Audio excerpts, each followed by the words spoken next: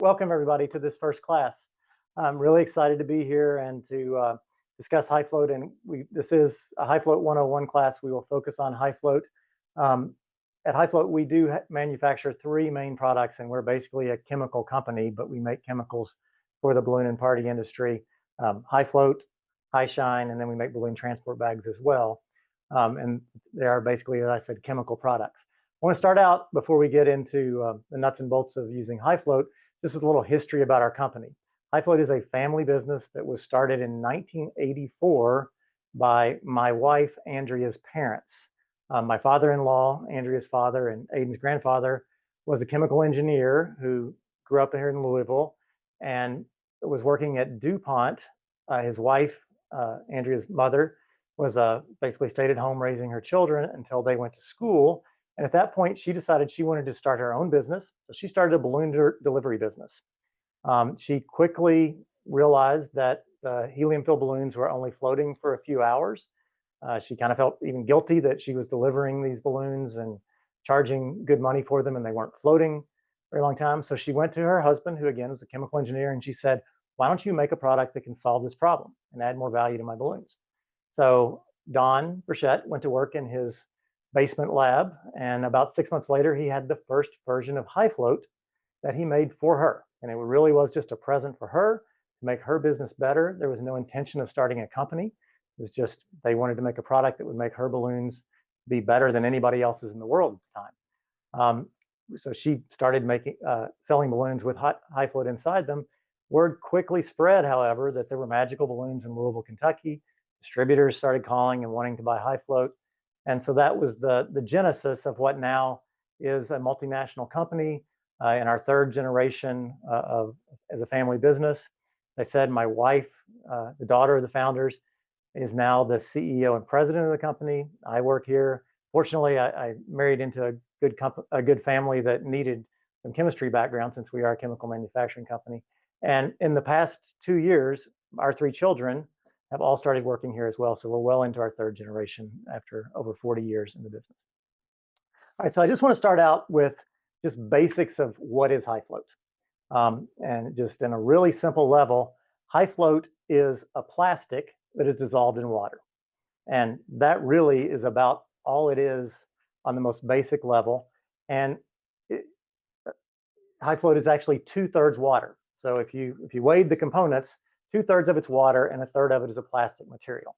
And we're going to talk about water a lot because water is the key to understanding how high float works and why sometimes people have their high float not work so well for them.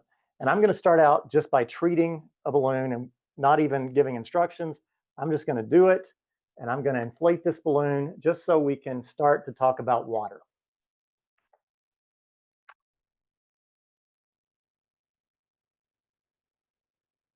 All right, so I've 11-inch balloon, I treated with high float and inflated, and the coating inside that balloon is very wet right now.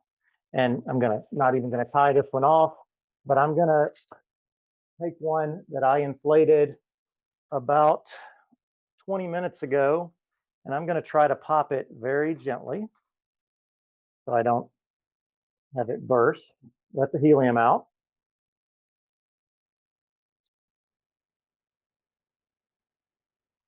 And then I'm gonna cut this open and turn it inside out. And I don't know if you'll be able to see on the camera or not, but it should be pretty shiny because that coating is very wet. And you can see it maybe pulling off the balloon as I touch it and pull it back. And I feel it's actually dripping on me now. Okay, so the coating is wet to start with when I inflate the balloon. And that's because the water is still inside the balloon. The key to getting high float to work, though, is to have a dry coating. So I have, and I want to show that as well. I have a balloon that I inflated about noon today, so Eastern time, so about 8 hours ago. And I'm going to do the same thing, cut it open and turn it inside out. And that coating is very dry. I can touch it, the high float coating inside the balloon, the water has all evaporated and left a very dry coating. And I do that demonstration because it's important to understand that when the high float coating is wet, it does not keep any gas from escaping. So the basic purpose of high float is to keep the gas inside the balloon, whether it's helium, air, whatever gas you filled it with, from escaping from the balloon. When the high float coating is wet, it doesn't keep the gas from escaping. When the high float coating dries, meaning that dry coating, it does an incredible job of keeping any gas from escaping. And it does even better job with air than it does with helium. And to just try and understand this on kind of a molecular level, I've got a sizer here that just to illustrate that has a couple of sticks sticking up. So you can imagine these as toothpicks. And imagine you had a big handful of sticks, because a high float molecule is essentially just a long stick. It's a molecule that's very long. And when it's wet, it's like you just took those individual sticks and threw them down on the ground, and they're all randomly oriented in every orientation. And they're big holes in between where the sticks fit together. And through those holes, the gas molecules can escape. So when it's wet, the molecules can move around and they have big holes between them. But when the water evaporates and leaves a dry coating, these sticks all manage to line up and make like a picket fence. And that picket fence doesn't have very big holes in it, so the gas molecules can't get through there and can't escape. Okay, so the key to understanding high float and when it works and when people might have problems is really all in the water. You get a dry high float coating, you're going to get great results, and gas is not going to escape. If you have a wet high float coating, then it's not going to keep the gas from escaping. And I want to kind of drive home the water point a little further, because the water evaporates inside the balloon and escapes. But if you have a very humid environment, the reverse can happen. So I've got another balloon here that I inflated about noon today. So if I cut it open, it would be very dry inside the balloon as well. But if I take this outside in a thunderstorm or just a very humid day here in Kentucky today, I think it was about 90 degrees and very humid. So if I took this outside, water from the atmosphere would go right back inside. And it's outside for 30 minutes or an hour, that coating inside the balloon is going to get wet again, just like it was when I had freshly inflated it after about 20 minutes. And that high float coating is then going to stop working because it's wet. Okay, so high humidity, you can have re-wetting of the balloon. And then the coating won't work as well. I also want to still kind of stay on the water and the need for evaporation. When I first inflate a balloon with high float, again, that water has to evaporate. So if I inflated this balloon in a garage in the middle of winter, it's say 40 degrees in that Fahrenheit in that garage, it's not very warm. The water inside that balloon is not going to evaporate and leave the balloon because the temperature is so cold. So that coating is going to stay wet. So when I first inflated it, I've got to have it at basically room temperature is the ideal place, because then it's warm enough that the water can evaporate. And the first few hours are key, because if I can get a dry coating in that first couple of hours after I've inflated it, then I stop the helium loss or air loss from occurring. All right, so the key is to get a dry coating. If I get a dry coating, which will happen if I inflate the balloon and keep it in a climate controlled location, air conditioned in the summer, heated in the winter, 70, 72 degrees. A helium filled balloon is going to float up to 25 times longer. It's going to float actually much longer in the winter than in the summer, just because humidity is much lower. An air filled balloon, 11-inch, 260, is going to stay fully inflated for at least a month, if not longer. And we'll come back to this. We're going to move on from water. I've talked about it for a little bit, but then anytime I have a complaint, get a phone call that says my high float is not working, the first thing I'm thinking about is what's happening to the water inside that balloon. Okay. Before we get to just basic instructions, which I do want to go back to and revisit on how to treat a balloon to get the best results with high float, I do want to talk a little bit about safety, just to kind of remind people. High float is non-toxic, it's non-corrosive, it's not irritating, it's not flammable, it's biodegradable as well. And if anybody needs, if you're a decorator and you have a job and somebody wants proof that it's non-toxic or biodegradable, we have independent third-party lab studies that show that it meets the strictest definitions of biodegradability and non-toxicity. The ingredients in high float are actually very similar to school glue, Elmer's school glue, or to the glue, that's the adhesive that's on the back of a postage stamp that you lick. So people are encountering these ingredients in everyday life. They're also one of the neatest uses of the main ingredient in high float that I know of is that it's used in artificial blood that is used during heart bypass surgery. Very similar ingredients to what's used in high float. If you get it on your hands, which I did when I popped that first balloon, you can just kind of rub it. The water will evaporate and the film will just fall off. You can also just wash it off with warm water. Okay, so again, just to kind of revisit why we want to use high float. Basically, a helium-filled balloon is going to float much longer. An air-filled balloon is going to stay fully inflated. I know if you're used to using 260s, after a few days, they get much smaller, so a sculpture doesn't look as it did when you first installed it. With a high float treated air-filled 260 or 5-inch balloon, they're going to stay fully inflated for at least a month. I know we were at some big builds like the Balloon Story in New York a couple of years ago, and every 260 and every 5-inch balloon they used in those kind of installations where they want them to look good after weeks and months, they're treating with high float. Another reason to use high float is it's just a time value proposition. If you have a delivery job to do, you can treat the balloons with high float helium-filled balloons the day before. You don't have to get up at 5 in the morning, do your work. The balloons are ready for you to deliver. You don't have last minute time crunch with your labor. Another obvious advantage or value proposition for using high float is that you're delivering balloons for a customer that are going to last much longer, giving the customers more value, coming back again to the origin story of high float, and that my mother-in-law wanted to deliver balloons for her customers that would last for several days at least, and not just the 12 hours that they were delivering before high float. Okay, so let's get to just some basic instructions. Some of you may already use high float, you may know how to use it, but I want to show how I recommend using high float. You can use it however you want, as long as you get good results.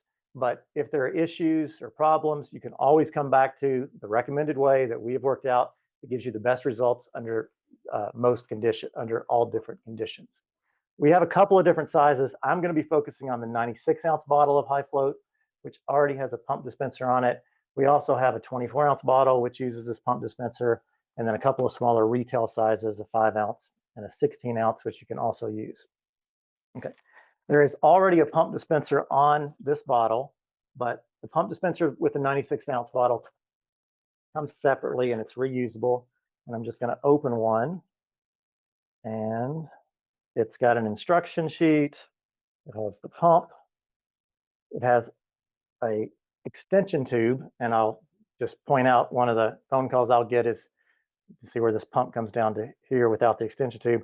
I'll get phone calls and say, my pump stopped working and it's not pumping high float out anymore. And my first question is, how much high float is left in your bottle? Because if you don't have an extension tube on it to reach the bottom of the bottle, then it's going to stop pumping it out when the bottle's about half full. So extension tube goes on the bottom of the bottle, and the bottle goes in the pump goes in the bottle. Restriction clips that are inside the bag are snapped onto the neck of the pump to control the amount of high float that is put in the balloon. The orange restriction clip is the one that is recommended for an 11-inch balloon. I'm going to treat an 11-inch balloon and just go through it kind of slowly. I want to put the balloon on the outlet nozzle, and I want the nozzle to be in the bottom of the balloon. The reason I want that is when I tie the balloon, I don't want high float. If I had injected it with it like this, I'm going to get high float in the neck of the balloon, and when I tie it, that high float's going to leak out and get on my hands. So I'm trying to create as little mess in the process as I can. So balloon all the way up to the bottom of the nozzle, and I'm going to push down one time just until that restriction clip comes flush with the top of the bottle. Let back up, and then I'm just going to pull the balloon off the nozzle. The high float is kind of mixed around the sides of the balloon at this point, but mainly in the bottom where I injected it. I'm going to show you what a lot of people do at this point, because you have to get the high float spread over the entire interior surface of the balloon before you inflate it. So a lot of people are going to go kind of like this and rub and massage, have a conversation with a friend, and 10 seconds later, they've got that high float spread. That's 10 seconds that costs money and that is wasted, and that's not how I would spread the high float. So did it the wrong way first, or the way I don't recommend first. Now I'll show you how I do it, which is much faster. And that is, I got the high float on the bottom. I'm just going to push my thumb up to the bottom and twist. I make a divot and I twist, and that high float is spread. And you can do it much faster than I just did. I was doing it a little slow to demonstrate, but really that's kind of like a 1 second process, and the high float is spread. So it'll save you time if you're inflating 100 balloons. That 10-second spread time really adds up. Another advantage to this is I've made a little divot in the bottom of the balloon. So if I needed to inflate or to treat 10 or 20 balloons and then inflate them, I can set them on the counter and the high float won't leak out. They'll stand up so that the high float doesn't leak out. Okay, so I've got the high float spread inside my balloon, and now I'm going to inflate.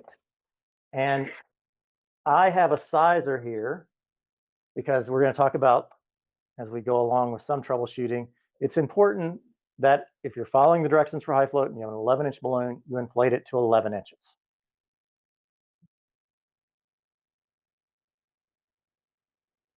Okay, so fully inflated 11-inch balloon that I measure with a sizer. I'm going to tie that off. And I know sometimes when I teach a class and I tell people, use the orange restriction clip, add the full recommended amount of high float, they're going to say, oh, well, that's too much high float. That's never going to float. That balloon's going to be on the floor. Well, I just added the full amount of high float. I've inflated to a full 11 inches, and I've got plenty of upward lift with that balloon. Okay. I have someone who asks, what if you don't have the restriction tube? What can you use? Okay. If you've lost your restriction clips, that means that you did what a lot of people did and just throw these in the garbage when you first opened your pump. What you can do, and Aiden, you can post this later, but this clip, I'm trying to remember off the top of my head, I think is about 3/4 of an inch long. So you can email us and we'll tell you how long the clip is, and you can just draw a line on that pump uh, at the length that the restriction clip goes down to, and then you can push down until the line is flush with the top of the cap on the bottle. Another thing you can do is email us, and we'll send you restriction clips, which is probably a better solution. But if you need it immediately, you can draw a line. If you want to test too that you've done it right, for an 11-inch balloon, that orange restriction clip is going to give you 1 tablespoon of high float, which is 5 milliliters. So if you just have a kitchen tablespoon, you can pump the high float into the kitchen tablespoon, and it should fill it up to the level top. Okay. Someone else asks, how long will it take for the high float to dry inside of the balloon? Okay. Great question. So I cut one down that was 20 minutes, had been inflated for 20 minutes, and it was and it was still pretty wet. I also cut one down that I'd inflated 8 hours ago, and it was very dry. It's not going to get much drier than that. So it's definitely longer than 20 minutes and shorter than 8 hours. It really, I'm going to say in general, I would allow about 2 hours. That's kind of a good, safe time frame. But it really depends on the humidity in your environment. Like I said, if you had this balloon and you inflated it and you're outside in a very humid day, it's not going to dry in 8 hours. It's probably never going to dry because it's so humid. If I have it in the wintertime when it's really, really dry, there's not much humidity in the air, that 20 minutes might have been enough to get a pretty dry coating. So it varies depending on just how much water is in the air. The more water that's in the air, the longer it takes to dry the balloon. But a couple of hours is a good, safe time frame. Okay. Any other questions out there yet, Aiden? Someone else is asking about doing high float and air filled balloons in the 260 adapter. Okay, we will get to that. And if I don't, then remind me to come back to it. Okay. Okay. Okay. Um, so I don't know where I tied this balloon off. I think this is the one I just did. So 11-inch balloon, I treated with the orange restriction clip with high float. This is the worst time of the year. It's humid in Kentucky. It's 90 degrees. It's probably 70% relative humidity, which means you walk outside and it's like walking in a sauna here. So water again is the enemy. We got a lot of water here. This balloon that I just treated, I am 100% sure that if I keep it inside in the air conditioning in our facility, it's going to float for 6 or 7 days. If I did this in the winter with this 11-inch balloon, when it's very dry outside, this 11-inch balloon is going to float for a month if I did it. Now, I wouldn't promise your customers that. If you're delivering this balloon, you don't know where they're keeping it. They could not be running climate control. I would feel very comfortable, though, under any conditions where I treated that 11-inch balloon with high float using the full recommended amount, promising 2 or 3 days, 3 days or so, which really is what the customer is looking for. They want you to decorate for the party, balloons still stay up through the end of the party, and they're there the next day. Okay. All right. If you were using one of our smaller retail sizes for an 11-inch balloon, the equivalent of the orange clip on the big pump dispenser is to push all the way down one time. So an 11-inch balloon with the pint, with the 5-ounce, push down all the way one time. And this is designed for retail sale for kind of a DIY person, but a lot of professional decorators will keep this in their tool kit just because it's easier to transport than the big 96-ounce bottle. Okay. Um, so far, just kind of some basic instructions. And the key there was for an 11-inch balloon, the orange restriction clip adds about a tablespoon. If I used a bigger balloon, so a 16-inch balloon, for instance, we have a gray restriction clip. The instructions have a little chart that tells you for a different size balloon what size restriction clip you need. For a 9-inch balloon, you're not going to inflate it as big. You're going to use less high float. So the purple restriction clip, which is longer than the orange, so won't be able to push it down as far. You'll add less high float is the recommended amount. All right, so we talked about water as kind of the first key thing in high float. The next thing to worry about is weight. So we got water that can keep the high float from drying, or if you get rid of it, that allows the high float to dry and do a great job of keeping the balloon inflated. The next thing is weight that's pulling this down. So you inflate it with high float, you're adding after the high float dries, you've added about 3 grams of weight to this balloon. So if we talk about how much upward lift or float this helium-filled balloon is going to have, if I didn't add any high float and I inflated an 11-inch balloon with pure helium, it's going to have about 10 grams of upward lift. That means it would pull a 9-gram weight, it would float. A 10-gram weight's just going to hold it down. The high float adds about 3 grams. So with that high float inside, I've got about 7 grams of upward lift for this balloon. So a couple things to think about too if I want this to float. If I'm adding tassels, confetti, or something that's weighing this down, if I add 20 grams of tassels to this balloon, it's not going to float. If I can add some decoration, but if I've only got 7 grams of lift, I want to keep my decoration weight to a couple of grams so that I still have good upward lift. The next thing I want to talk about too with upward lift and weight is balloon size. So that was an 11-inch balloon, and it doesn't really matter the brand, but that inflated to 11 inches with no problem. I could probably, with this balloon, same balloon, if I just inflate this without treating it, I'm probably pretty comfortable at that size, and that's way over 11 inches. If I want the high float to work well, have the balloons to float initially, and to float for a long time, an 11-inch balloon has to be inflated to 11 inches. There are some brands of balloons that say they're 11 or 12 inches that just don't inflate to that size. So I've got a balloon here that I'm going to inflate, and on the bag, this balloon said it was 11 inches, maybe get it a little bigger than that. But you can see through the sizer, I've got a lot of space here. So that's probably 9.5 or 10 inches. If I treated this with the full recommended amount of high float, which again is adding about 3 grams of weight, and I've only inflated this balloon to 9.5 or 10 inches with helium, I'm not going to have as much upward lift. So my initial floating is not going to be as good, and it's not going to float as long. So that's another kind of troubleshooting thing that I always go to is people say my balloons didn't float initially, they didn't float long enough, is what's the size you inflated those balloons to? And I always recommend I know if you guys are professionals, you're not going to use a balloon sizer every time. But if I'm starting with a new brand of balloons or a new color that I haven't used before, it's a good idea the first time I do it to use a sizer just to get an idea. Yeah, this balloon inflates to 11 inches easily, or 14 inches, whatever its size is supposed to be.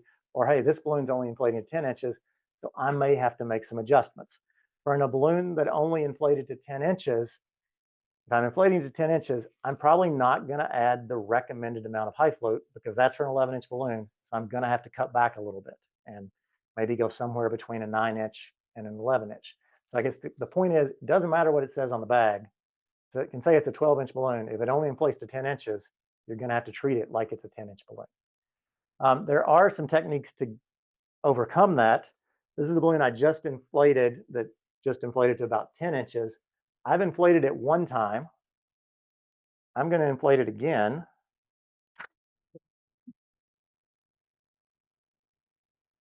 And that second time, now I'm way over 11 inches and it doesn't look like I've overinflated it.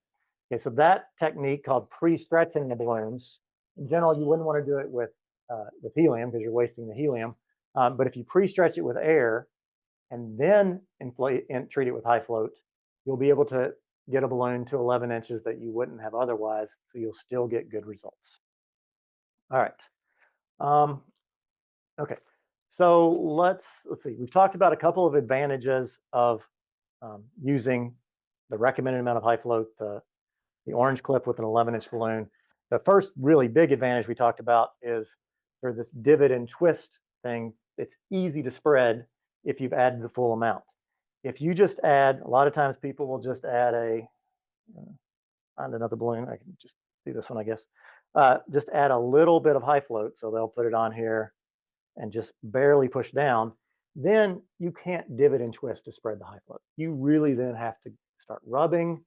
You got to take time. And again, you got to take 10 seconds to get it spread around. And that time that you're taking to spread the balloon, spread the high float inside the balloon where you've added less high float is worth way more money than the amount of high float you're adding with the recommended amount. Okay, so the time savings on your labor is really probably the biggest advantage to using the recommended amount.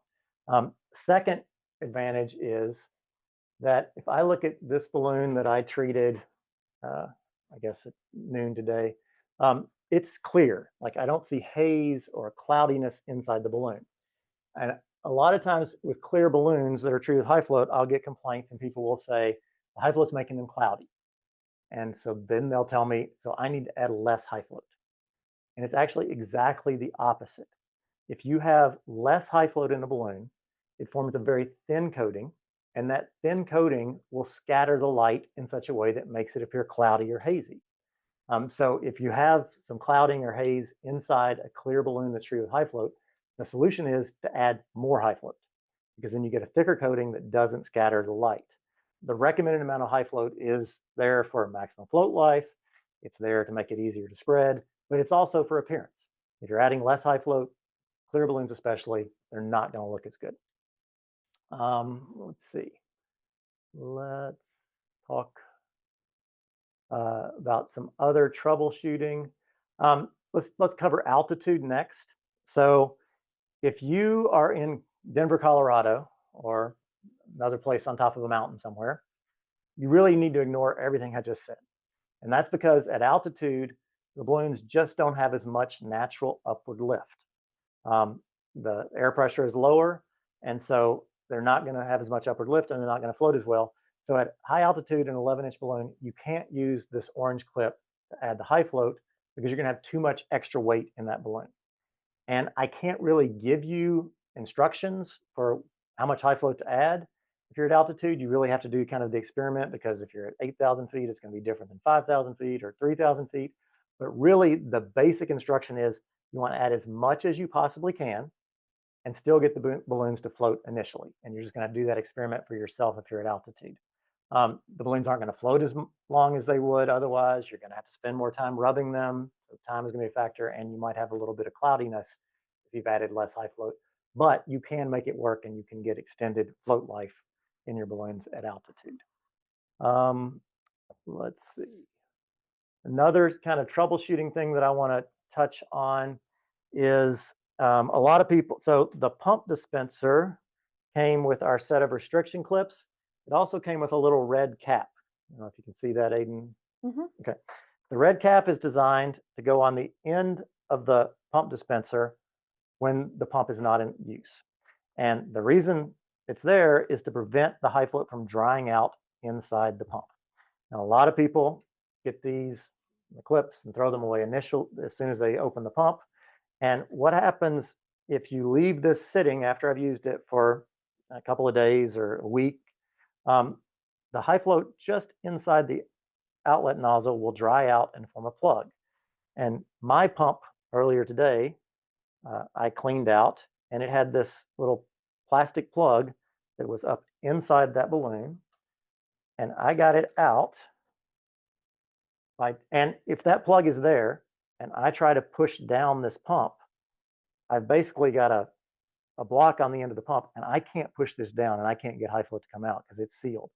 So I just took a paper clip that I unfurled, I stuck it up in the end of the pump, and I dug that little plug out.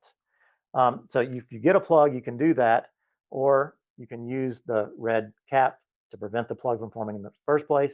If you've thrown this red cap away and don't have it and don't want to have to dig out the uh, the high float, another thing you can do is take a 260 and just slip the 260 up over the end of the pump, and you can actually, if you want it to stay there, you don't lose it, you can tie the 260 onto the pump dispenser, and then you've got the 260 to put over the end of the pump to keep the high flow from drying out inside the pump. And does that work for the retail sizes as well? What do you do when the glue dries inside the retail Yeah, size? so a 260 will work again over the end of the retail size, and really we don't the retail size doesn't come with a cap to prevent drying out. You can dig it out. It's really designed for one-time use is probably the best uh, thing to do with it. But if it dries out, if you can't get the high float out, you can take this pump off, unscrew it, and just soak it in hot water. If you soak it in hot water, that plug is going to dissolve, and just pump a little hot water through it after it's soaked in really hot water for a couple of hours, and the plug will dissolve and you'll be able to get it out. Okay. All right. Okay. If, let me also say, if you've, so this is the pump that's inside this bottle. If for some reason you dig out that plug and you're still not able to push this pump down, and you have a bigger issue with clogs inside the pump because it's been sitting for a year or who knows long, you can always take this pump apart just by unscrewing the top and then just put it in a pan of hot water and let it soak for a while. The hot water will dissolve the high float, and then just put it back together and just pump some hot water through it. You don't have to have it sealed on a bottle with hot water. Just put the dip tube down in some hot water, pump it through it to really clear it out after you've soaked it for a few hours, and then the pump will be good to go. Just clean it with hot water is the basic way to go. All right, we're doing okay, Aiden, no questions? There's a few questions, but I think you're going to cover them. Okay. All right, so next thing I want to talk about is 60-40 inflated balloons. So we've been talking about 100% helium, um, and I don't think we're going to talk too much about dollars and profitability, but it's always important to keep in the back of your mind. This 11-inch balloon that I inflated with 100% helium, the materials cost here is probably about $1.20 or so. Balloon maybe 10 cents. You got some ribbon, but and the high float is probably 6 or 7 cents. The real cost here is the helium. The helium inside this balloon cost me $1. So if you're trying to sell this balloon, you're immediately up in the $1.20 range because of the helium that was $1. If you inflate with a 60-40 mix, which is 60% helium, 40% air, you've taken your helium costs from $1 down to 60 cents, which is significant and can get you a lot of savings. You can get a 60-40 inflator to put on your gas regulator or your inflator that will automatically add 60% helium, and it'll pull air in from the sides to add 40% air into the balloon. If you are going to use a 60-40 inflator, and you can do this and make 11-inch balloons float for several days, the sort of number one key is you're not going to have as much buoyancy because you're only adding 60% as much helium, so there's not as much upward lift. So again, you have to balance that with the weight you're adding to pull that balloon down. So you have to add less high float. So for a 60-40 inflated balloon, I'm going to switch to the purple clip for an 11-inch balloon, which is the lost my balloons, which is the recommended amount for a 9-inch balloon. So I'm going down one balloon size in the recommended amount. So instead of using the clip for an 11-inch balloon, I use the clip for a 9-inch balloon, and I treat the high float with that.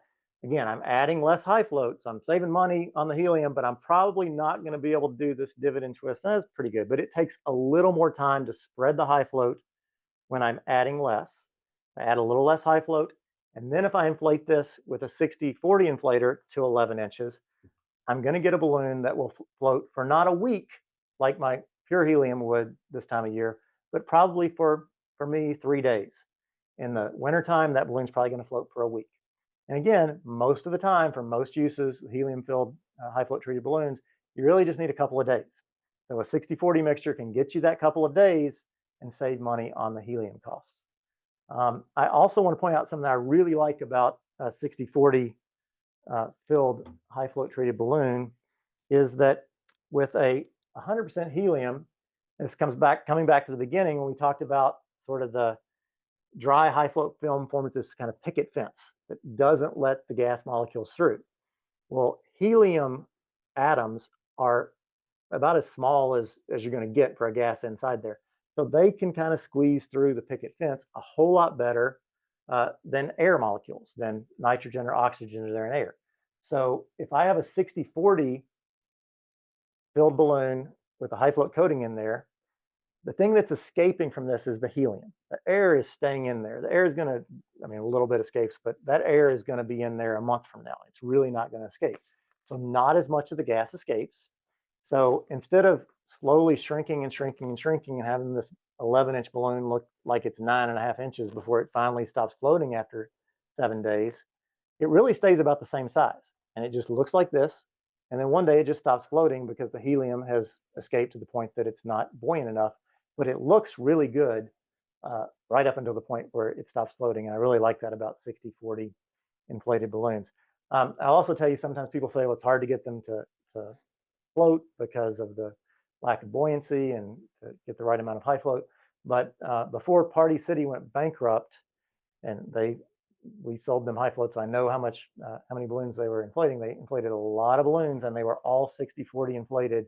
And they did that with relatively inexperienced staff that had a lot of turnover, so a lot of educational issues, and they were still able to get 60-40 inflated balloons to perform well for them. Okay, so I think we had questions about air-filled using the 260 adapter to treat 260s. So move on to that for a second. So for talk about non-260s, let's stick with round balloons for a second. And then we'll get to 260s.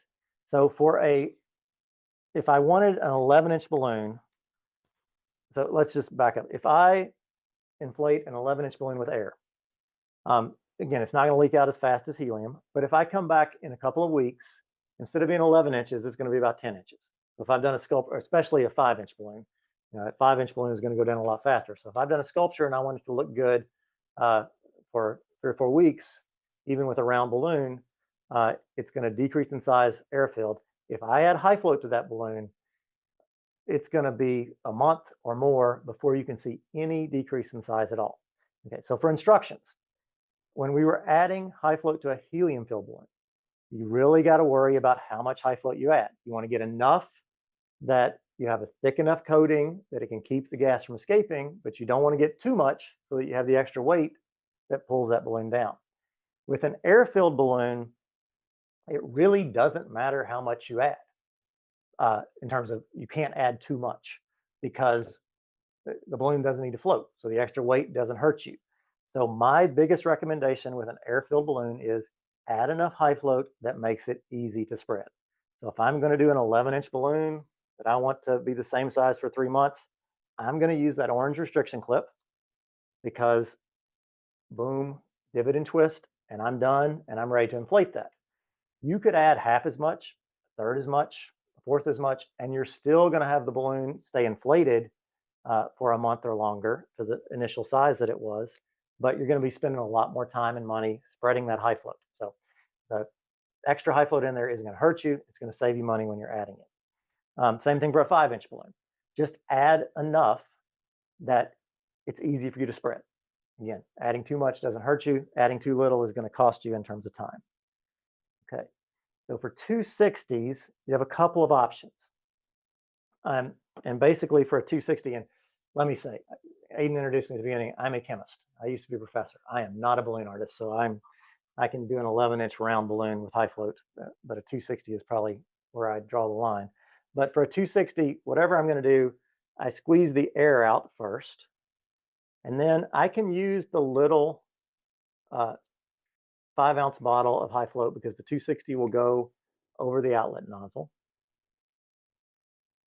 And I, again, want to add same principle as the 260 as with the round balloon. It doesn't really matter how much you add as long as you add enough that it's easy to spread. So with this guy, I'm going to press down. Oh, I didn't prime this pump yet, but I would press this down about halfway, pull this off, and then I'm just going to work that down to the bottom of the balloon.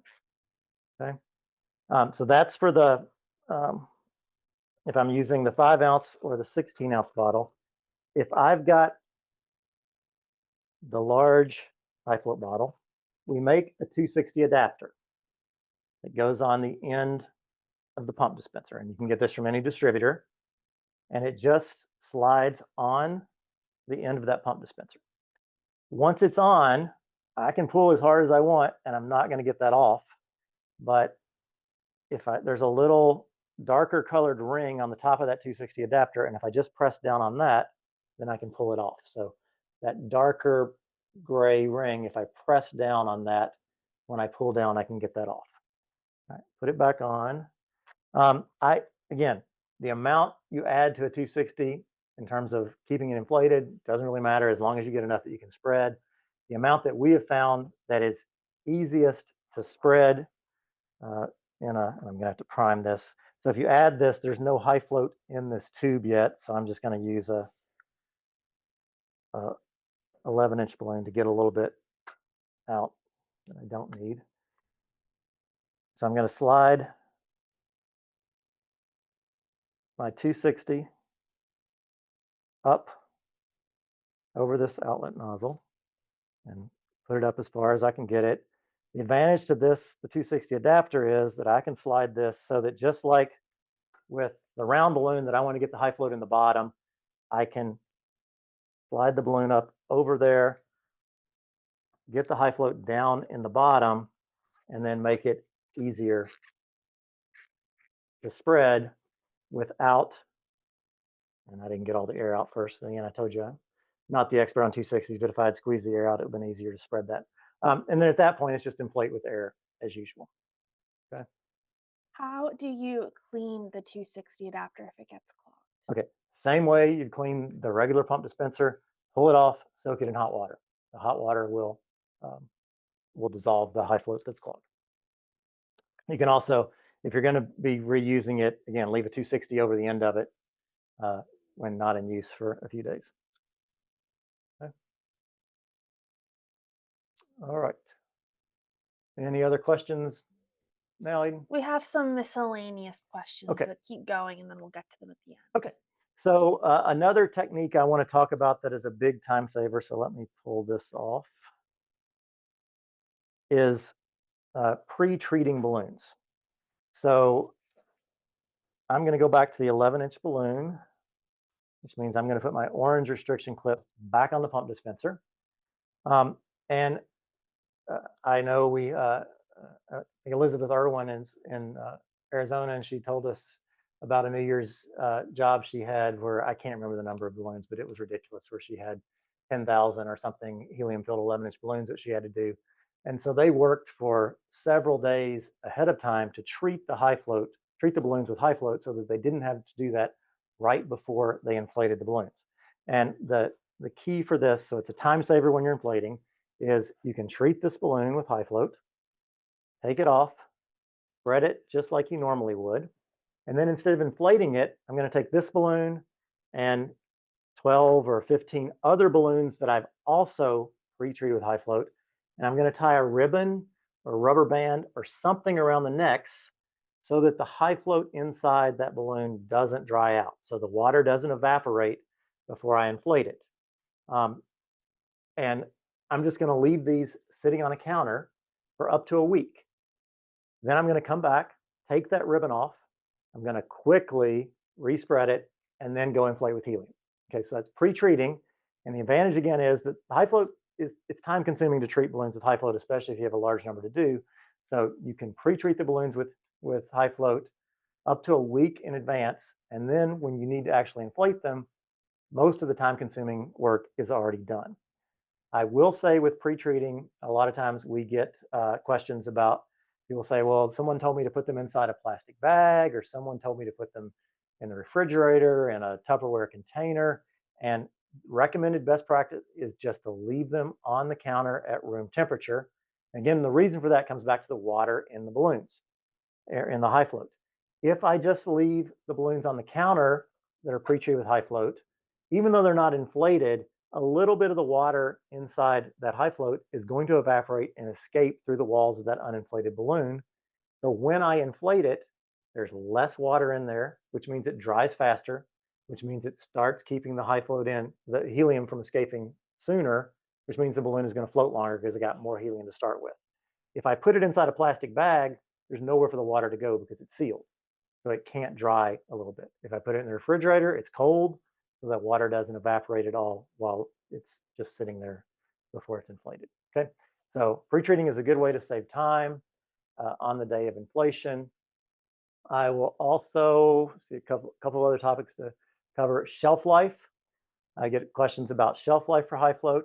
And the short answer is shelf life is not going to be an issue because it's at least 4 years before anything could possibly happen under normal circumstances that would cause it to have issues.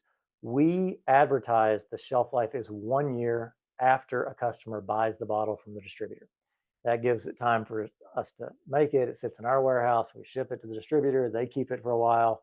And then by the time it gets to the end user, there's still plenty of time before anything could possibly happen that would make the bottle difficult. The reality is the only thing that limits the shelf life is that over time, the high float gets a little thicker and thicker and thicker. And eventually it turns into a state that's so thick it's kind of like jello. And you can't pump that jello out of the bottle. That takes about at least 4 years, even longer usually, for that to happen. And that's really the only thing that limits shelf life. If that does happen, and if you have a bottle like that, we have instructions. You can heat it, you can restore it back to its original consistency, and it'll be fine. But we don't expect people to do that. So shelf life, again, in general, isn't a big issue because it's at least 4 years from the time we make it. Um, I will mention though that if you have an older bottle of high float, it naturally gets a little darker, a little brownish yellow with age. A 4-year-old bottle is going to be darker than a brand new bottle. The darkening color is natural. It doesn't affect the performance at all. A 4-year-old bottle is going to work just as well as a brand new bottle. And the coating inside that balloon is so thin that even if it has a little discoloration, you can't see it in an inflated balloon. Okay? Can high float get too hot? Uh, Inside the bottle, Hmm. so heating high float is not going to hurt it. Like I said, if you had a bottle that was old and had formed this gel, if you heat it back to the boiling point of water, which read instructions, don't just put a bottle of high float in a microwave because you don't want it to explode if it's sealed. But if you heat it back to the boiling point of water, you're going to restore it to its natural consistency. So heating it is not going to hurt it at all. Okay. Um, all right, let's see. Just a couple of other tips. And I want to mention this because I didn't do it when I inflated the balloons for you because I was using a sizer. But am I still on camera, Aiden? Mhm. Okay. I would recommend the way I really like to inflate a high float treated balloon is with an extension hose, if you have one, and with the hose pointed down so that I'm inflating down. And the reason for that is if I inflate with it pointing up, I have high float inside this balloon and it's going to run naturally. And so even though I'm inflating it quickly, if I'm doing this over and over and over again with it pointed up, I'm going to end up with a little dried high float on my outlet nozzle, which again, it's water soluble, it's easy to clean. But if you want to avoid that, if you inflate with the balloon down to start with, you won't have high float dripping out of your balloon back onto your nozzle. Another thing I want to mention, because we get a lot of questions about it, is double stuffed balloons. So if I put, I don't have a, uh, I guess I could do it with this too, but if I put this blue balloon inside this clear balloon and I want to inflate with helium, so I want to treat this with high float, I only want to treat the inner balloon. The outer balloon doesn't need to be treated with high float because the inner balloon is going to keep the helium from escaping. But I have to remember I'm adding more weight. This balloon probably weighs about 2 or 3 grams. So I'm going to have to cut back on my high float. I'm going to be able to still get a balloon that floats for several days, but I'm not going to get one that floats for a week or in the summer or a month in the winter. Okay. But again, key for double stuffed balloons is just treat the inside balloon. All right. Um, and I think I other have a few okay, questions. then we only have, I think we're getting close to the top of the hour, so let's see what questions we have. Is there any way to know if the high float has dried inside the balloon by So looking at it? the just looking at it, really not. And that's an honest answer, and I've done this a lot, and um, I I don't know just from looking at it if it's dry or not. I will say that I would advise you, especially if you're doing a lot of helium filled balloons with high float in your shop under the conditions you normally have. You want to know if it's dried in an hour? Do exactly what I just did. Inflate it, cut it open in an hour. Inflate 5 high float treated balloons, cut one down after an hour, cut one down after an hour and a half, cut one down after 2 hours. As long as the humidity isn't changing significantly, your drying time is going to be about the same uh, under those conditions on a consistent basis. And you can kind of calibrate your environment for how quickly the balloons dry. If you're in Arizona, the balloons are going to dry quickly. If you're in Seattle where it rains all the time, it's going to take longer for those balloons to dry, and that's just you kind of have to calibrate it for your own environment.